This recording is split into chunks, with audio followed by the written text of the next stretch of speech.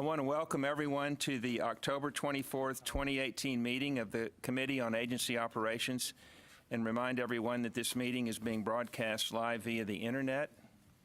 It's 2 o'clock exactly. The first agenda item is approval of the minutes from the July 25th, 2018 Committee on Agency Operations meeting. And do I have a motion for approval? So moved. Second. Any discussion? All in favor say aye. Aye. Aye. The motion passes. The next item on our agenda is public testimony. We've not received any requests for public testimony. Is that correct, Ms. Battles? So we'll move on to the next item. The first item under agency operations is a report on grants and contracts, including those exceeding $1 million.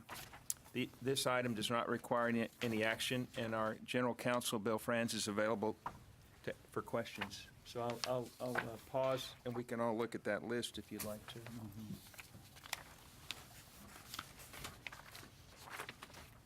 Mr. Onwhite, it's this one right here. And it's only if you've got any questions about it.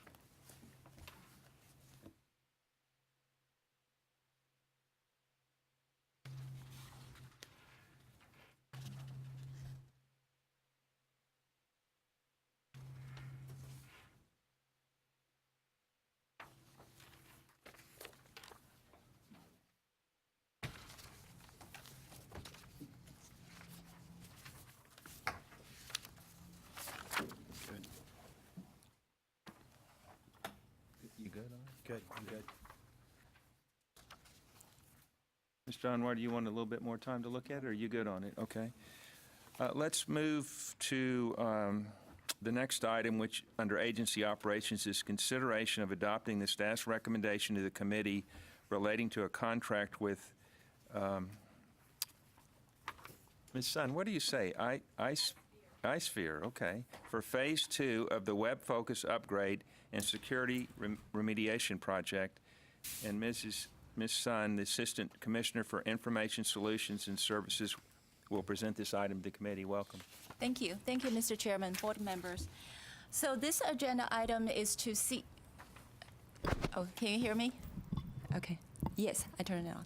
So this agenda item is to seek the board's approval for the agency to enter into this contract with iSphere for the Phase 2 implementation of the Web Focus upgrade and security remediation project. Web Focus is our agency's primary business intelligence and reporting tool. It supports applications used by both our internal and external users. So the version of the software currently is out of date, and then security vulnerabilities were identified during the most recent scan conducted by the Department of Information Resources. Since then, the Information Solutions and Services Division has implemented temporary fixes to help remediate the identified issues. At the same time, we're working on the upgrade and security remediation project, which has 2 phases. Phase 1 of the implementation was approved back in fiscal year 2018, and we're getting ready to sign off on all the deliverables in early November. So Phase 2 will deliver this fully functional environment with the latest version of the software installed, and we will modernize all our legacy reports using coding and security best practices. At the same time, we will train our staff, so we will have a trained workforce that will be able to provide long-term support on this product for our agency staff. Because of the contract, the cost of the contract is above $142,000. So according to the statute, we're required to seek the committee's approval before the agency can finalize and execute this contract. So I'm happy to answer any questions that you may have.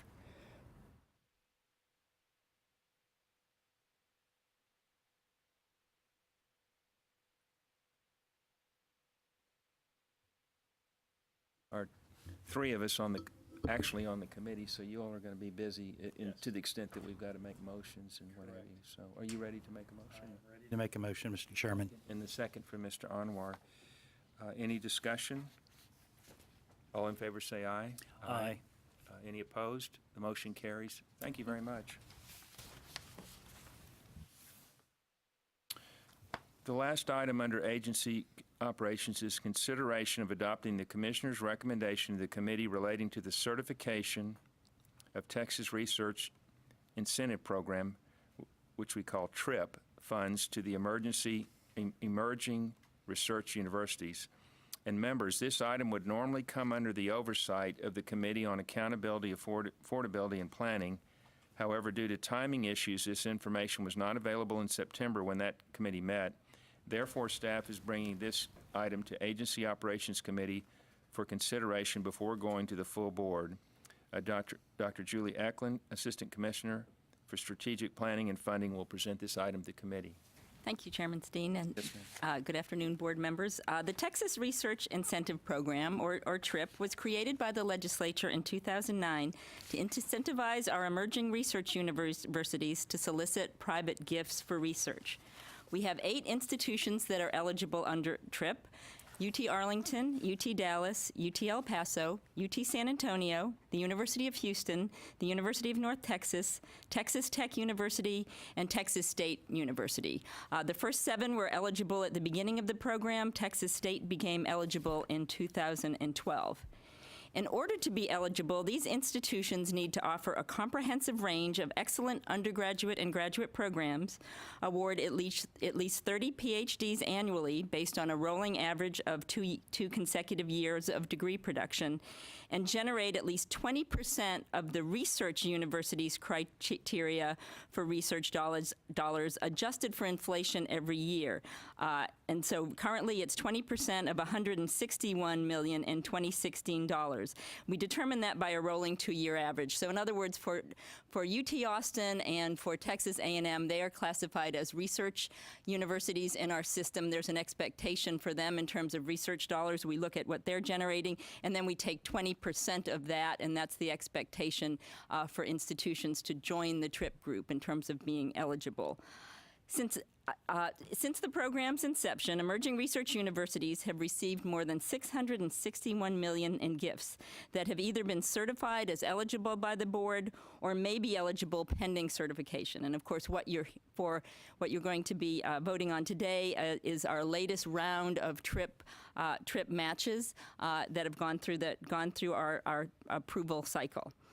So far, the legislature has appropriated over $326 million for TRIP, and that matches $417 million in private gifts that were given to the institutions. And the reason that the match doesn't exactly match the gift amounts is that the gifts are matched depending on the amount. So gifts between $100,000 and $999,000 are matched at 50%. Gifts from $1 million to $1,999,000 are matched at 75%, and then $2 million to $10 million, those gifts are matched at 100%, and gifts over $10 million are not matched. The matching grants are awarded in the order of the deposit until the funds are depleted. So the legislature provides funds for TRIP. We have a queue as the gifts come in. They are matched depending on when they came in, but there is a review process to certify gifts for matching because not all gifts that are submitted to us are eligible.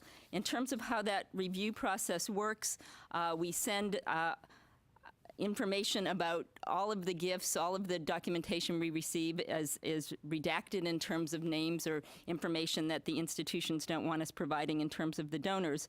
But we provide those gifts back to all of the 8 institutions for them to review the matches, and they are allowed to challenge. In this last cycle, we had 75 matching requests. Peers challenged 38 of those requests. We have an internal committee that meets. The decision was made to uphold 12 of those 38 challenges, and then there were additional 2 requests that the committee did not recommend for matching. We notify the institutions, and they are allowed to appeal to the commissioner. We had 5 appeals to the commissioner for this round, and all 5 of those appeals were denied. So in terms of where we are in the cycle right now, what is in the queue that has not yet been funded, we have about $93 million of gifts that were previously certified by this board but haven't yet been funded by the legislature. In the last session, just $35 million was made available under TRIP, and that was actually the smallest amount we've seen since the program's inception. We have 51.1 gifts that have been peer reviewed, and they are waiting for your approval, your certification today and then tomorrow at the board meeting. And then we have received 34.5 million in gifts that are pending our review. So that's the next cycle that we'll go through. We'll review those gifts, any additional that come in, and we'll bring those to you when we've completed the cycle process. I'm happy to answer any questions about this process. No, we don't have a handout on this, do we? Or do You don't, but I'd be happy to provide you with actually what my talking points, which has the detail of what I just provided. And our role in this is a role of certification. Certification, right, of that 51 million in gifts that has gone through the review process and been approved. I just ask for questions or comments. Yeah, question, Mr. Chairman. Dr. Eklund, the review committee, how is that? Is it appointed? No, the review committee is internal, and it includes Dr. Gardner, Dr. Rex Peebles, myself, and David, and members of my staff who work with the TRIP submissions, so David Young and Ed Buchanan, who receives those submissions. Okay. Thank you.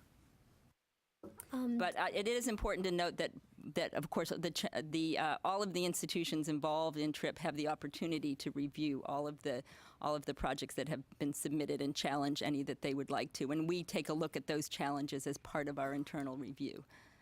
Ms. Tran, you want to? Are the matched funds, are they restricted use? They're restricted to research, yes, and does it, if the gift was dedicated to a specific use, is the matched funds also restricted to that specific use? oh, I see your question. No, they're not. The institution just receives the funds.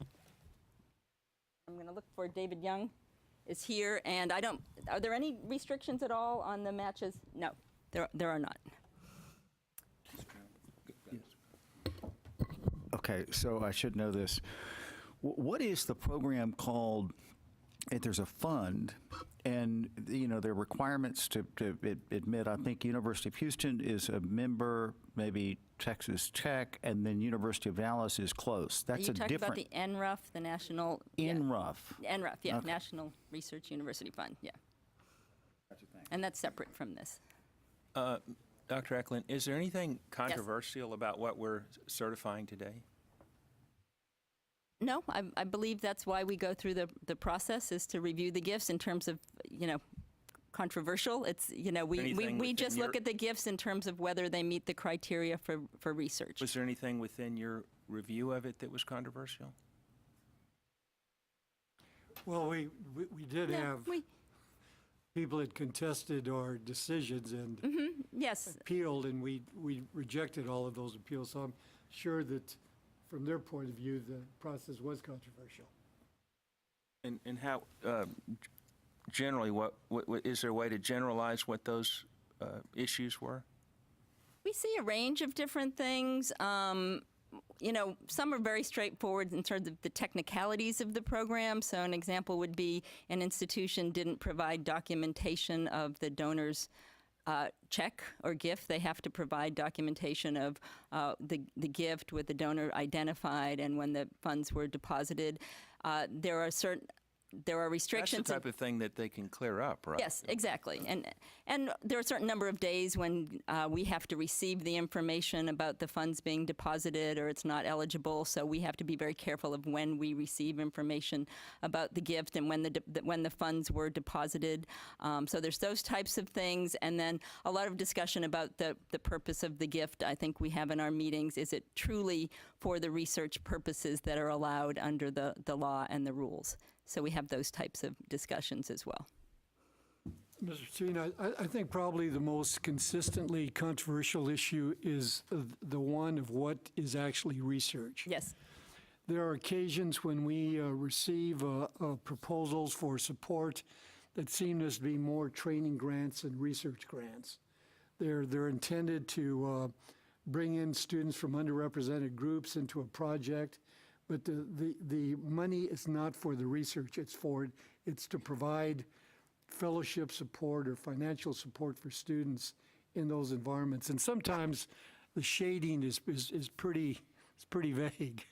But I would guess that's probably the most consistent area of controversy or dispute. I would agree, David. I just want to add to that many times that particular question is brought up by other institutions because they very closely review each other's requests. So some of these are initiated by staff, but I'd say the majority are initiated by other institutions who are questioning whether the request submitted by another institution fulfills the requirements of the law and our rules. So there's a lot of looking at each other by institutions as well. Any other questions or comments? Now I'll entertain a motion, and the motion would be to approve the certification of Texas Research Incentive Program TRIP funds to the emerging research universities. So moved. So Dr. Frias moves, second by Mr. Anwar. Any discussion? All in favor say aye. Aye. Any opposed? Motion carries.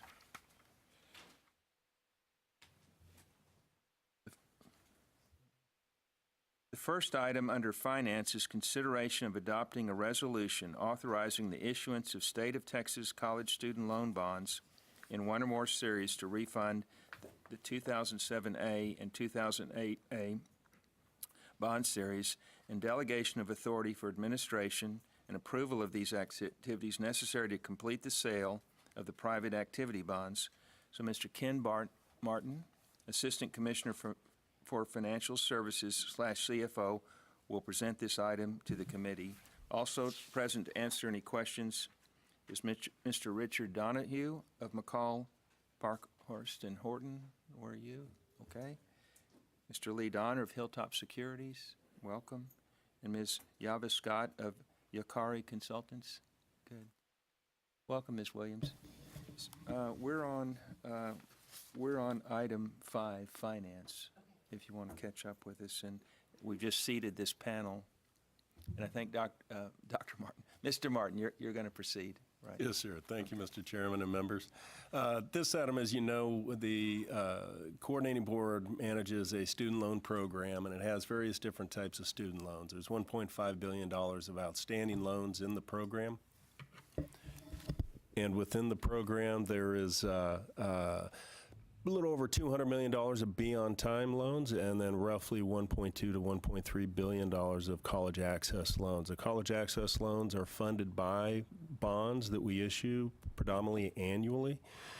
And in this particular case, we have bonds that we've issued from 2007 and 2008 that after a 10-year period are callable, meaning we can actually pay them off.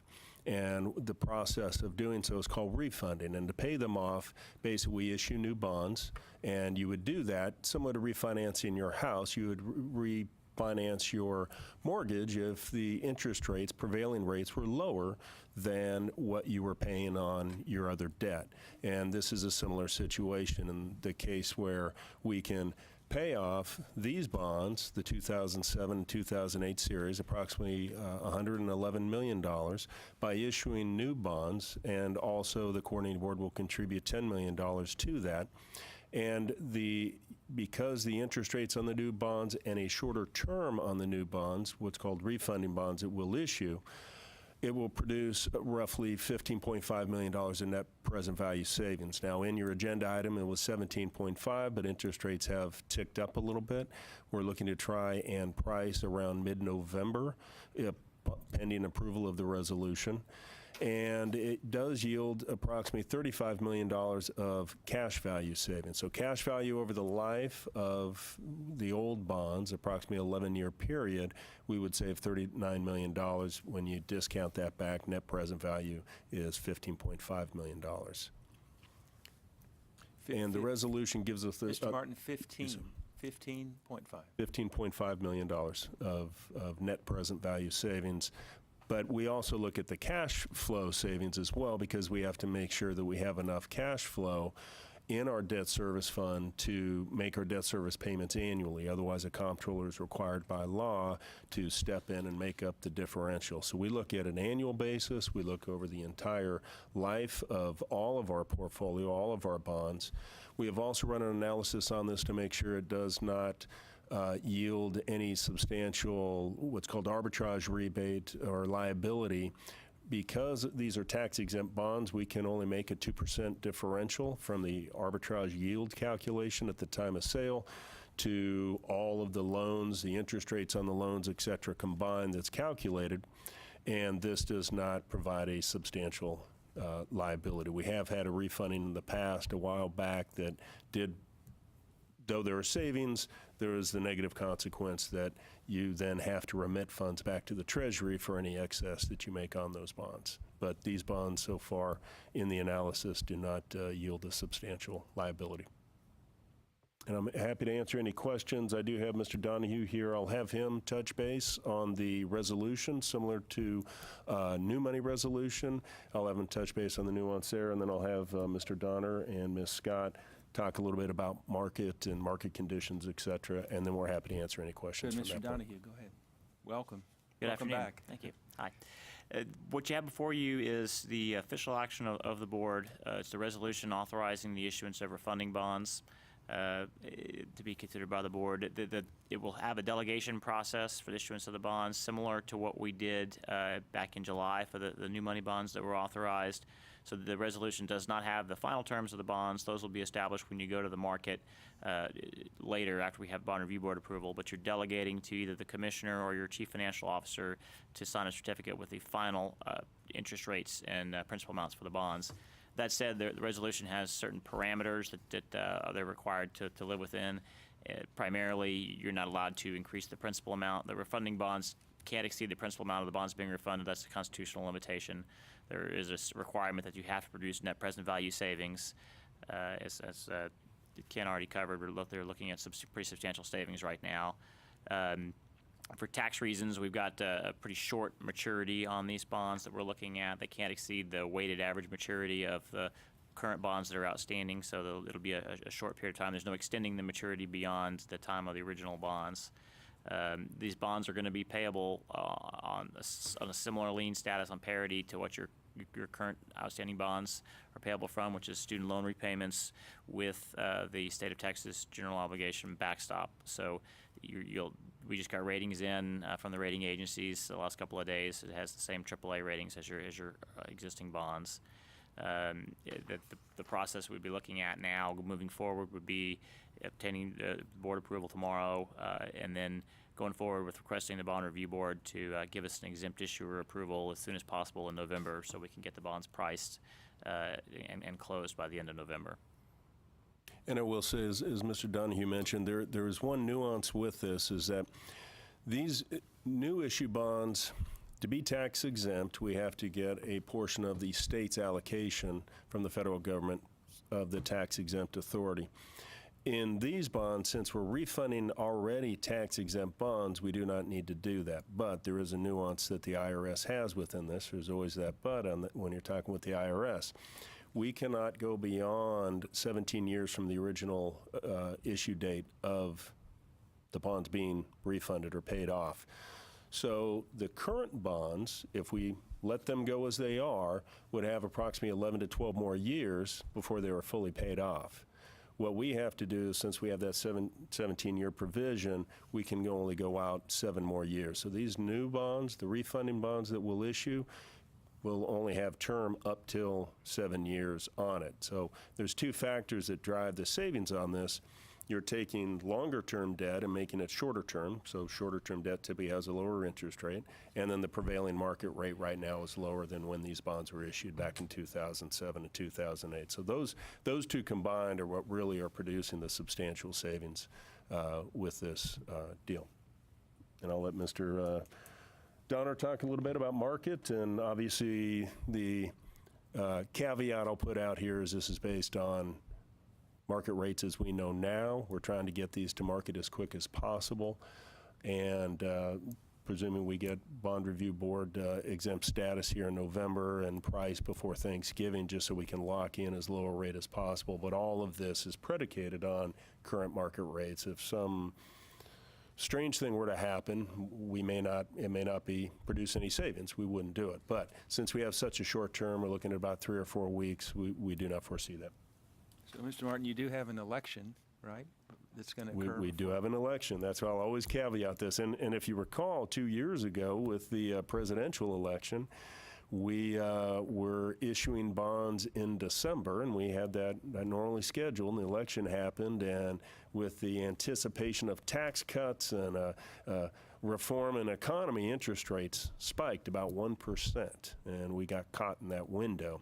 Last year, we issued a year later in December to avoid potentially the elimination of these private activity bonds, which did not happen, and we were actually about 1% lower than the year prior. That's how much we got caught just because of the election. So absolutely, that's a great point.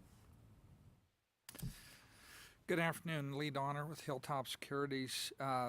Just a couple things to add on to what Mr. Martin and Richard have already pointed out. You haven't done a refunding in over 5 years, so might bear to touch on a couple of these briefly. Part of the reason you haven't done a refunding in about 5 years are some of the tax law complications that Ken and Richard have touched on. Those don't always work in your favor. In this particular case, they're not, as Ken indicated, they're not creating any problems. To give you some context, since you haven't done a refunding in a while, although it's not a written rule or law anywhere within the municipal finance world, refunding is generally considered a smart move if you can produce net present value savings around 3%. Again, that's a rule of thumb, a rule of practice. It's not a hard and fast rule. The projected savings here, as Ken has already indicated, are future value $39 million reduction in debt service, which comes out to a net present value savings of $15 million, give or take, and that's almost 14% net present value savings. So nearly 5 times what the industry would tell you is a smart refunding. So you're on very safe ground there. As Ken has indicated, part of that savings is coming from the fact that, as required by tax rules, you're shortening your debt service by about 6 years. The refunding bonds are about 6 years shorter than the bonds being refunded. But more of it is coming from the interest rate differential. Right now, and as Ken has pointed out, interest rates move, they change, they could change significantly between now and the time we go to market if you approve the transaction. But right now, the yield on these bonds ranges between a 228 and a 303 on the refunding bonds at current market rates. Even if interest rates moved a full 100 basis points, 1 whole %, your net present value savings on the transaction would still be just slightly under $10 million. So it would take a humongous move in interest rates for you to be out of the money or below that 3% net present value savings level. So as your financial advisor, we would, of course, strongly recommend that you proceed with the transaction and capture that those savings while you can. I want to acknowledge our co-financial advisor who became part of your financial advisory team as of the last RFP process, Yava Scott, and Yava probably has a few observations to share with you. Thank you, Ms. Scott. Welcome. Yes. Yeah. Sorry about that. I'll echo what Lee did say, is that I do think that the current present value savings on this transaction gives you a lot of, reasonable comfort that the market won't move in a couple of weeks as rapidly as to negate all of those savings. And clearly, the cash flow savings as well as just pure net present value savings of refinancing this is a positive move for the board. Good. So, one last piece I would add.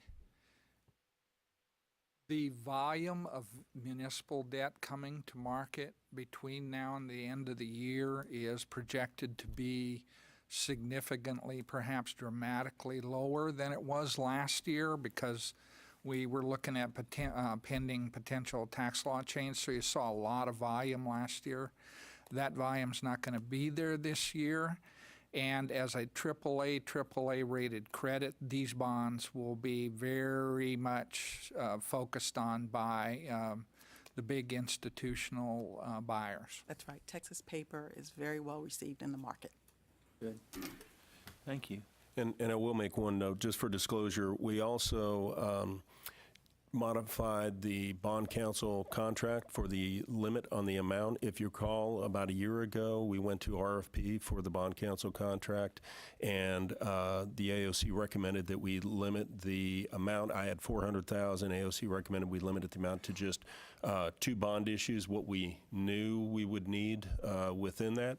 And because of this refunding, we needed to increase the limit on that contract, so we did seek board chair, vice chair, AOC chair approval to do so, and I just wanted to let you know on that. Good. Thank you for bringing that up. Are there any other questions or comments?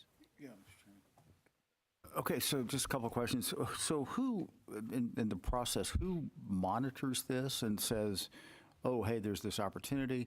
Second question is, do we pay Hilltop and Yacht Carl like a fee, for doing this? So 2 questions. First answer is coordinating board and our financial advisors both monitor these, and our bonds that we issue have a 10-year call date. So all the ones that we have outstanding will have a 10-year call date, and so we're looking at that as that call date comes up, that ability to refinance, if you will. We're looking at that, and then as that came available August 1st for 2008 series, and that's when we said, okay, do we need to look at it? Unfortunately, we were doing the analysis, and we didn't have data, what have you, by the time for the July board meeting. That would have been ideal. We didn't have that at the time, in time for the meeting to produce the resolution. So we went with the new money resolution, and then wanted to get the resolution here for October.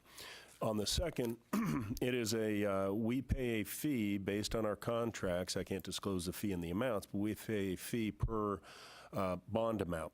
And so new money bond has a fee, both bond counsel and financial advisor, and then refunding also has a fee, bond counsel. So we pay, depending on the amount that we'll sell for new money, that will determine the total amount we pay for bond counsel and our financial advisor, and then the same holds true for the refunding bonds as well. That'll be And a that's separate like fee. an investment banking fee, not to the council, but There will be an underwriting fee for Underwriting this that we'll pay at closing, and we'll have an Office of Attorney General fee that we have to pay. They do the final approval of the terms. We go to price, have to submit all the information to the AG's office. They'll do final approval. We have to pay the bond review board to do a review. So but there's all several those fees are calculated or incorporated in the 15 million net present value. That's correct, number. yes. Okay. All right, thank you. So, Mr. Martin, you're saying you can't talk about the fee because we're in a public meeting, is that correct? Yes, sir, to disclose. I signed Could you get that a information to Chairman Stedman? Sure. Would you like to know more about it? Yeah. Sure. I believe so. We sign in part of General Counsel's process, which I agree with in the procurement. When we get the bids, we go to RFP, we get board and committee approval, and then when we're reviewing the responses from the vendors, we sign a non-disclosure agreement that we won't publicly disclose information, because that could be competitive information, et cetera, of them, including winners and ones that did not. So, but I'm happy to. Are there any other members of the committee that would like to know about that? Okay, Dr. Farias, too. I Sure. guess maybe, would you Absolutely. mind sending it to everybody? Just put confidential on there. Yeah. One clarification I would like to offer, I should have mentioned this earlier.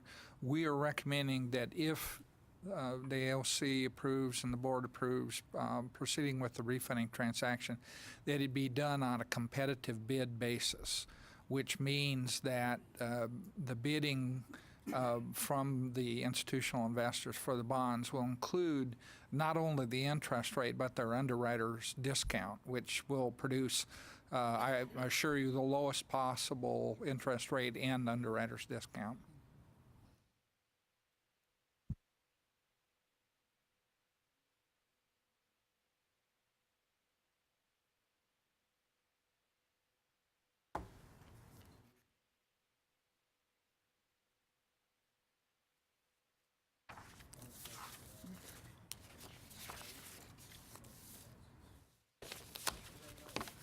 Thank you.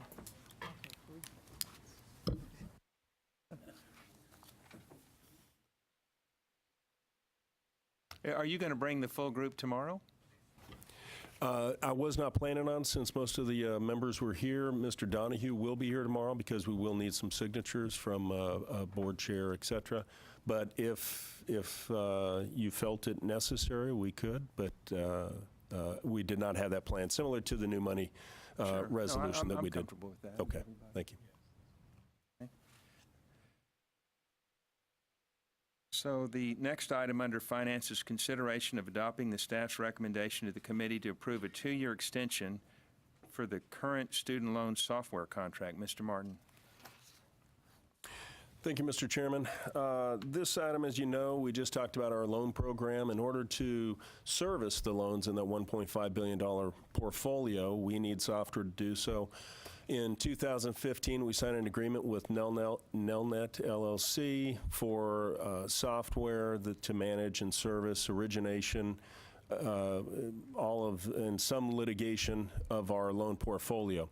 With that said, we had 4 years in the original contract and two-year options. Hopefully I said that correctly. So a total of 8 years in that contract.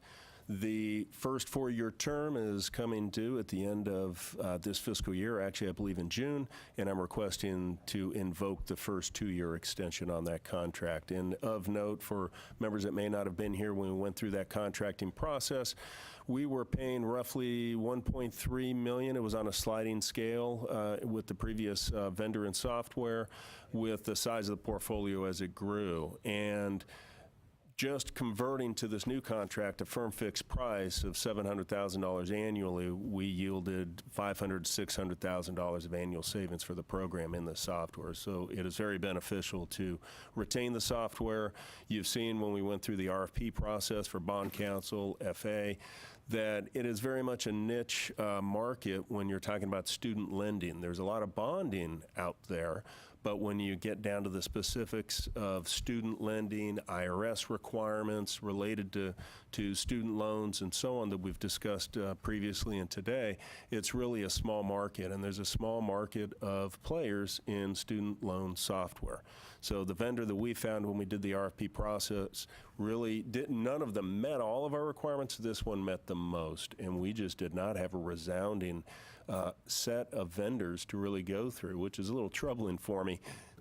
Excuse me, one of the options was also to customize your entire software. We just didn't feel we had the I'll say aptitude to be able to start from ground up and really take a venture like that on, and the other contract was coming to expire within 1.5 years. I'm happy to answer any questions. Or comments? Hearing none, do I have a motion to approve a 2-year extension for the current student loan software contract? Moved by Mr. Anwar. Second by Dr. Farias. Any discussion? All in favor say aye. Aye. Any opposed? Motion passes. The last item under finance is a review of the fiscal year-end 2018 financial report to the board. It's an item that does not require any action. And Mr. Martin. Thank you, and I'll be brief on this item. Normally, I present this report on a quarterly basis. At times when there really isn't anything notable, I'll just open it up to questions. In this particular case, since this is the year-end report for fiscal year 18, this will be the last report you'll see for that. And then in the January AOC meeting, that's where we'll have the first report for fiscal year 2019. A couple items I did want to point out here. Funding for administration for the loan program is provided directly. We've always said that the loan program is self-sustaining, so funding for the loan program and the administration it uses what we call loan funds, basically excess funds that we're drawing in excess of our debt service requirements, and we utilize those funds to pay for the loan program, what we call the direct as well as indirect support for that program, and that's around $15 million annually. We were able to return, due to various efficiencies and processes, we're able to return about a little over $1 million back to loan funds that weren't utilized in our current budget, which was great. About 460,000 came from ISS relating to our contract with DIR and outsourced services, as well as a myriad of other savings with the direct loan program and various indirect areas within it. So that was one item I wanted to touch base on. Also, the loan collections towards the end, we always have the report with the Office of Attorney General showing the loan collections and how much they produce. And I'm happy to say they produced $12.5 million, which is the highest they've produced. And as you can see on the graph, as I'm pulling it up, there it is, that it continues to increase. And for those of you that may not know, we converted to the Office of Attorney General around 2010. I think it was a fiscal year 9 to fiscal year 10 transition. And you can see since then it's been on a steady increase. And that really hallmarks what we need in this program is to maintain efficiency. Since it is self-supporting, that these efficiencies help us maintain low cost, which helps us maintain the lowest interest rate for students on the student loans. Well, that's good unless defaults are rising and you're just catching up to the increased defaults. But so in a percentage basis, they're actually collecting more than had been in the past. That is a great point. And let me say that defaults are slightly increasing on a percentage basis. Now, I'll caveat this from the standpoint that if you recall, prior to my arrival in this role, the credit score was set to, I believe, if I recall correctly, 580, which was subprime. 650 is typically considered the baseline before you get into subprime. I came before the board approximately 2 years ago, or the AOC, to get permission to move that credit score up. We moved it up to 650 and higher. So, and the reason that I made that request is it was set a couple years prior to my arrival. We had had a little bit of time to do an analysis and really look at the data and say, is this lower cohort having a higher delinquency, higher default rate? And we saw that it was. Even though it was only 2 years worth of data, we saw that some of those, from a delinquency rate standpoint, were up to 25%. So that's why I made the recommendation to the committee that we need to raise this.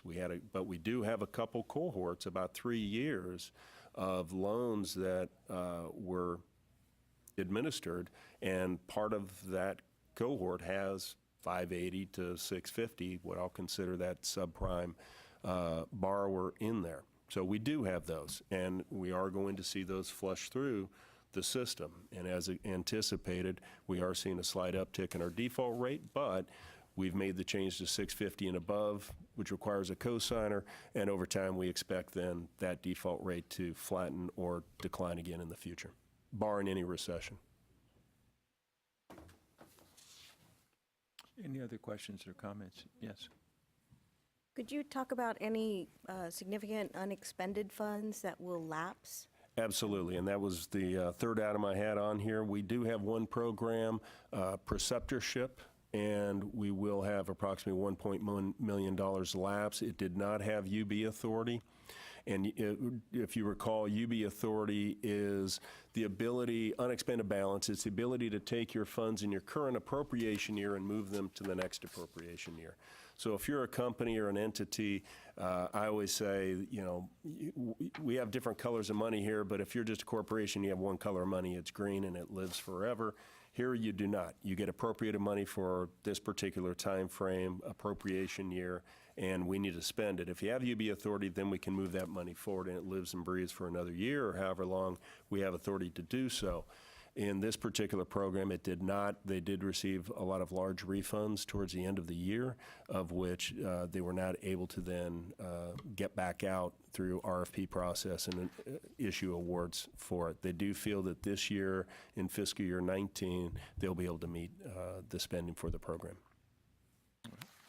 This is the program. I'm not sure if everybody recalls what the program does, but it provides stipends to students who are going, it's during the summer between their first and second year of medical school, to work in primary care physician offices in 3 specialties. It's family practice, internal medicine, and pediatrics. And they are given this stipend so that they can learn what it's like to work in that physician's office and expose them to the practice and so forth. So it's a good program. I guess they couldn't get the money out.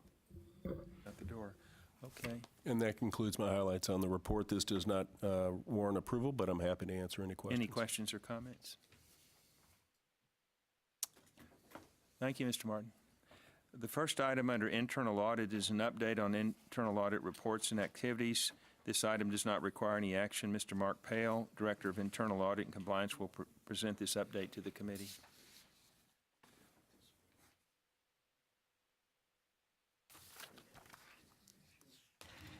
Thank you, Mr. Steen and members.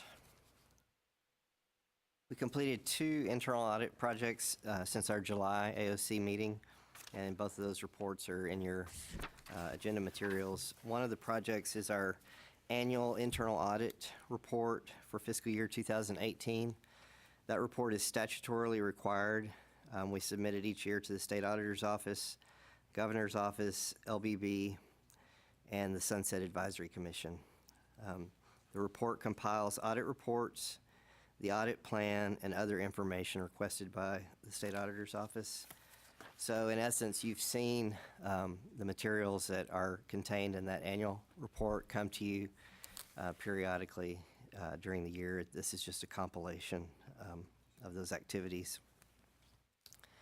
The second report is our audit of the Physicians Education Loan Repayment Program. This was a Category 2 report rating.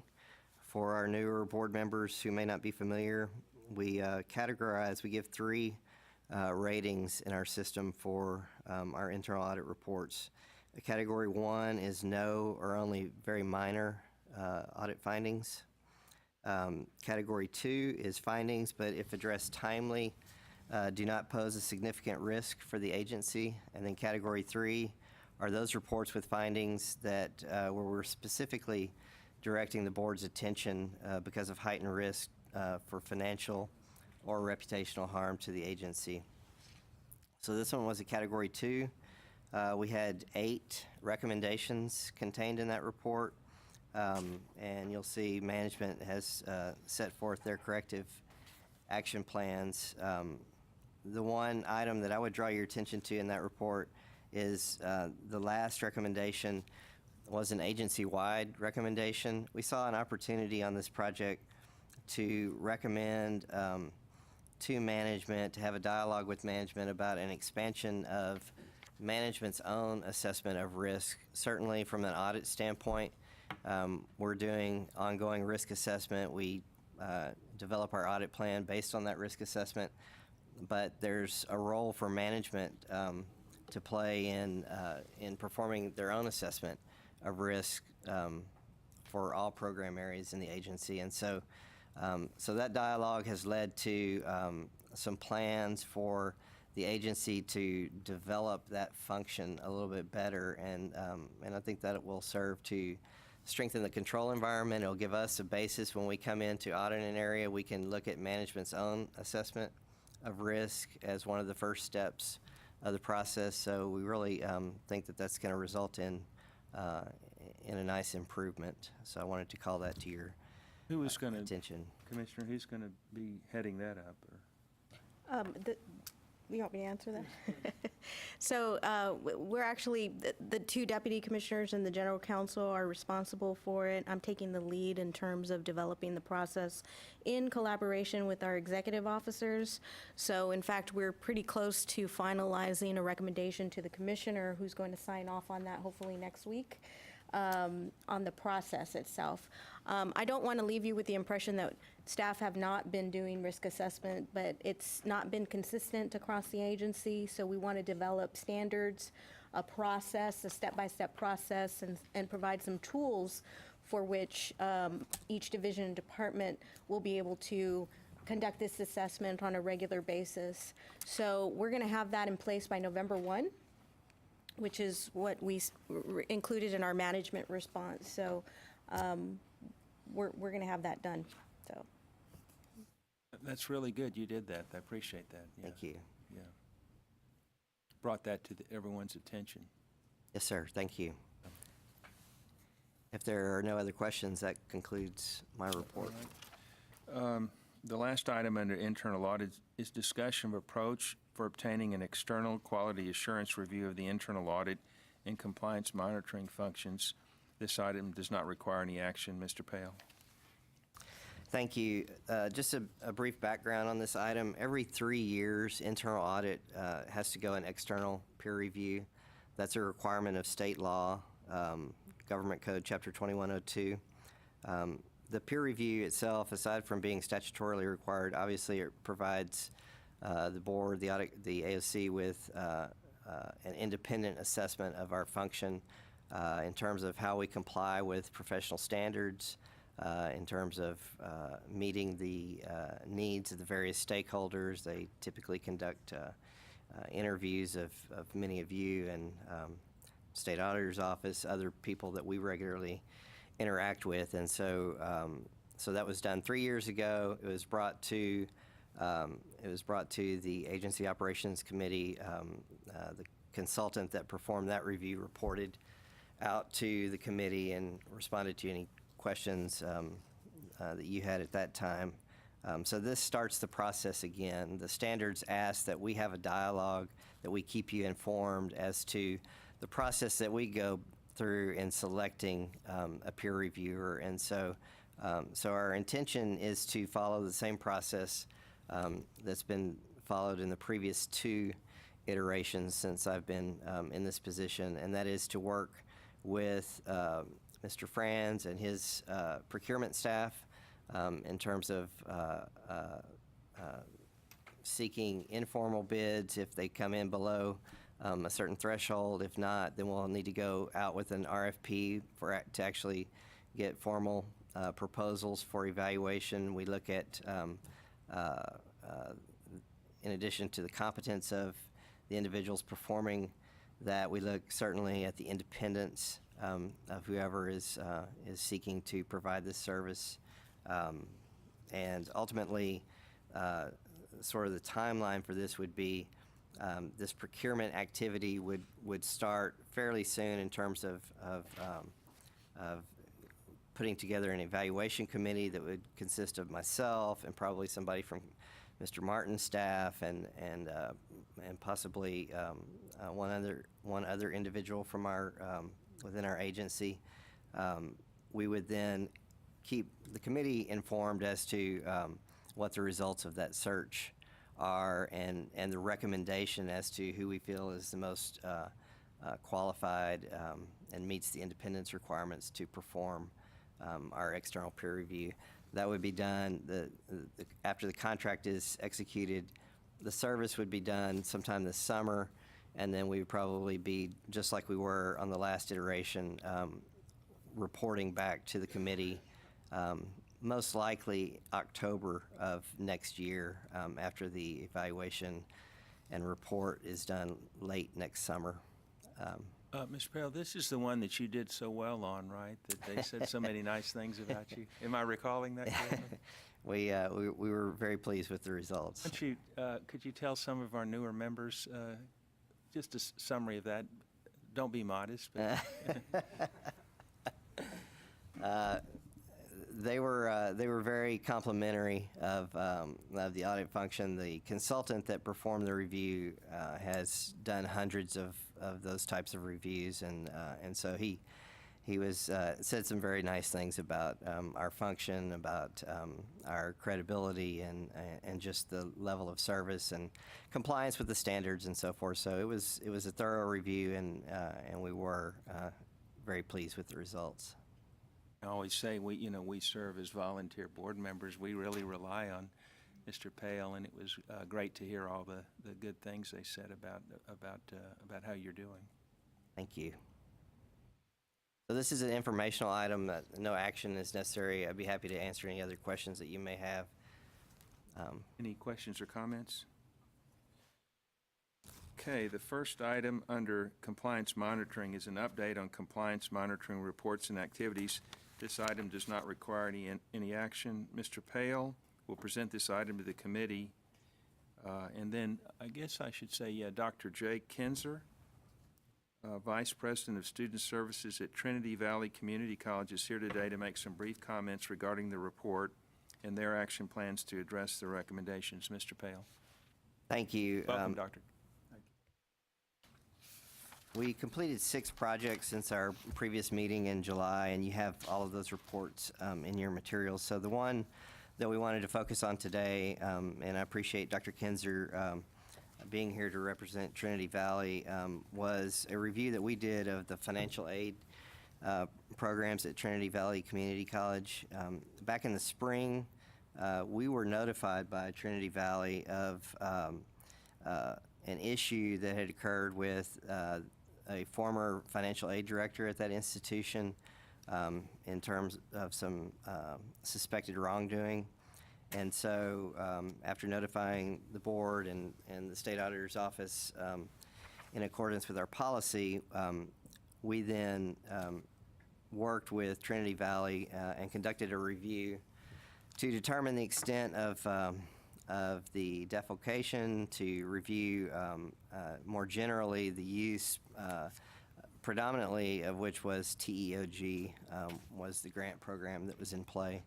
And so as a result of that review, ultimately we identified $850 of TEOG funds that were misappropriated, and we interfaced with the federal authorities because the feds, the loss on their side was quite a bit more. It was fairly substantial, and so the feds agreed to take anything that we found with our program area, and they would work it into whatever criminal types of direction that they would decide to pursue. And so in addition to the $850 misappropriation of TEOG, there was another $17,000 of TEOG that was awarded to ineligible recipients based on a very weak set of financial aid controls and issues with a key member of the team at Trinity Valley. The other aspect of this is while we were conducting our investigation, Trinity Valley informed us that they had misinterpreted the statutory requirement to provide matching funds awarded for TEOG grants. So the TEOG grants were not matched as required, and that resulted in $261,000 of undermatched awards. So it wasn't misappropriations, it was a requirement that the TEOG awards be matched with other sources of funds that the institution has at its disposal, and that matching requirement was not met. Trinity Valley has acknowledged the error and has proposed a plan to make students whole again, and I thought with that I would appreciate Dr. Kinzer. I believe he's representing the president of the institution, and I think he would like to talk to you about their plans in terms of corrective actions. Dr. Ms. Bell, Kinzer? did you suggest that Dr. Kinzer come today, or did he? Actually, we had some very productive meetings as this project concluded with the president and his team, a member of which is Dr. Kinzer. The president was not able to be at the meeting today, and so he asked Dr. Kinzer to represent the institution. Welcome, Dr. Kinzer. Yeah. Thank you very much. Good afternoon, Chairman, members of the board. Thank you for allowing me to be here and represent the college and answer any questions that you may have about this issue, a very serious issue, and it is certainly a top priority of our college.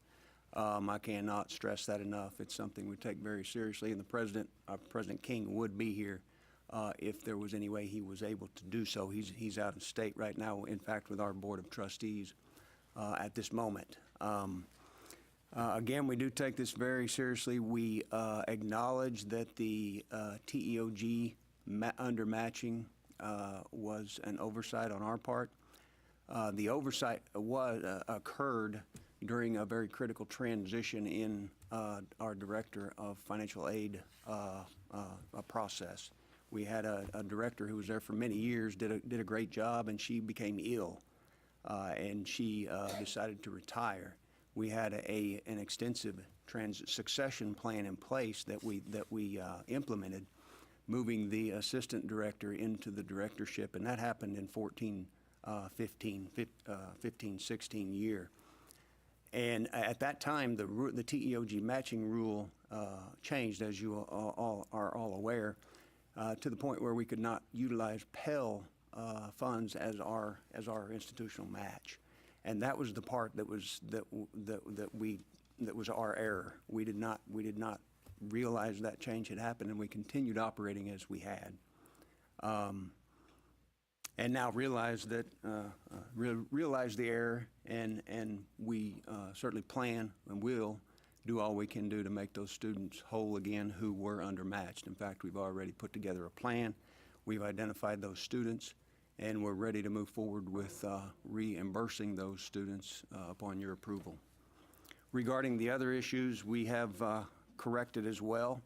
We have made, it's in our response packet there for you to see, but we have made several personnel changes. We've made several organizational, structural changes. We've made procedural changes, and we've made technological changes. We're in the process of implementing an entire new ERP system, an integrated campus system that will take about a year, 18 months to implement. We're in the process of doing that right now. And once that's up and running, it's certainly going to change the way we do business, change the control systems, and will be a huge asset to the college, and allow us to ensure these sorts of things will not happen again, and allow us to better serve students. That's our ultimate goal. Thank you very much. Do we have any questions or comments? Ms. Williams?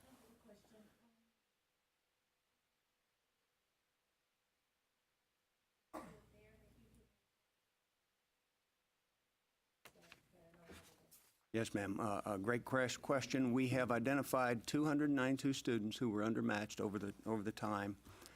Of those, there are 23 students who are currently enrolled.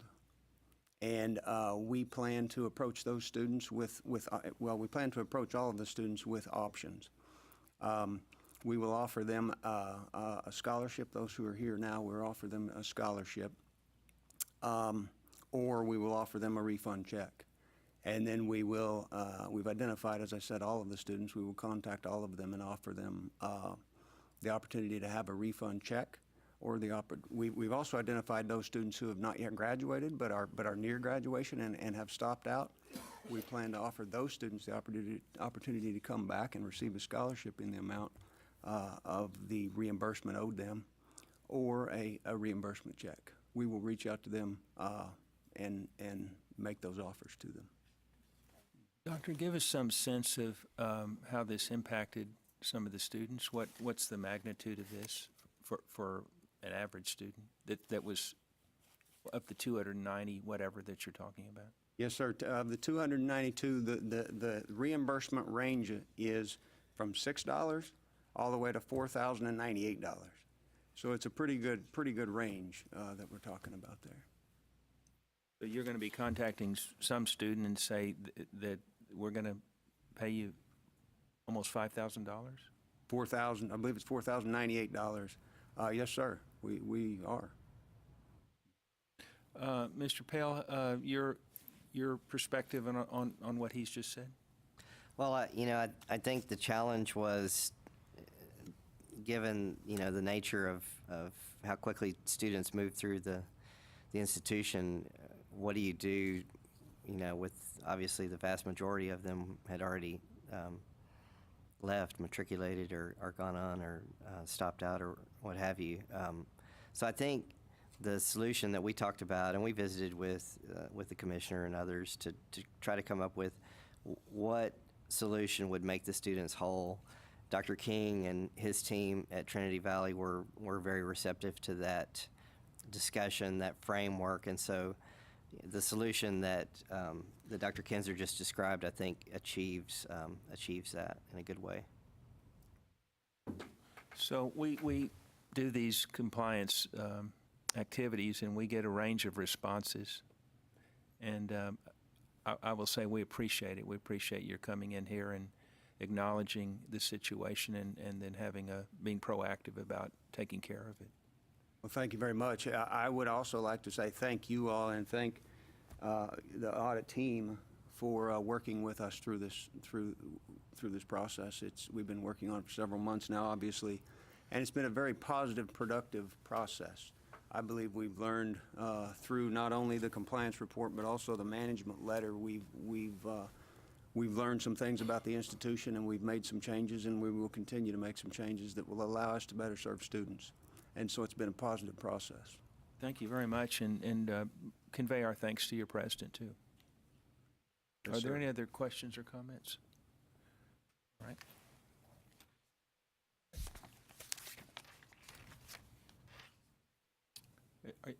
Are you? That concludes my Yes, report. okay. Thank you.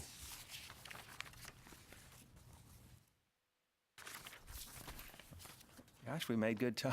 I was thinking there must be another page in here. All right, this concludes the Committee on Agency Operations meeting. Do I have a motion to adjourn?